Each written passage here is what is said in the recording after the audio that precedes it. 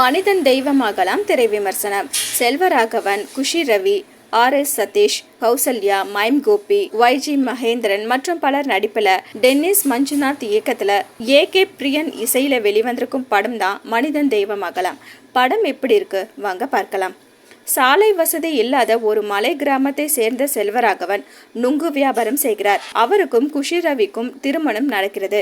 தன்னை ஆசைப்பட்டு திருமணம் செய்து கொண்ட மனைவியை நல்லபடியாக பார்த்து கொள்வதற்காக பலரிடம் கடன் வாங்கி நெடுஞ்சாலை அருகே சிறிய உணவகம் ஒன்றை தொடங்குகிறார். இப்படி ஒரு தம்பதி இல்லை இந்த உலகில் என்று சொல்லும் அளவுக்கு செல்வராகவன் குஷி ரவி மகிழ்ச்சியாக வாழ்ந்து கொண்டிருக்கும் போது திடீரென்று குஷி ரவி தற்கொலை செய்து கொள்கிறார்.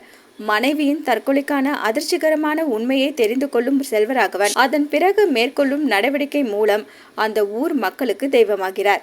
அது என்ன என்பதை, சாமானிய மக்கள் எதிர்கொள்ளும் வாழ்வியல் பிரச்சனைகளை சமூக பொறுப்புடன் சொல்வதே மனிதன் தெய்வமாகலாம்.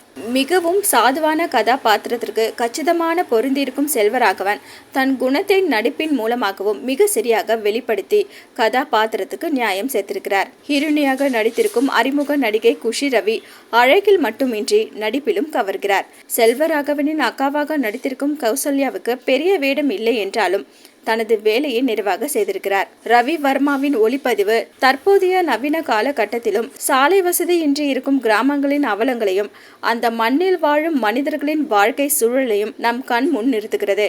இசையமைப்பாளர் AK பிரியனின் இசையில் பாடல்கள் அனைத்தும் மனதில் நிற்கிறது.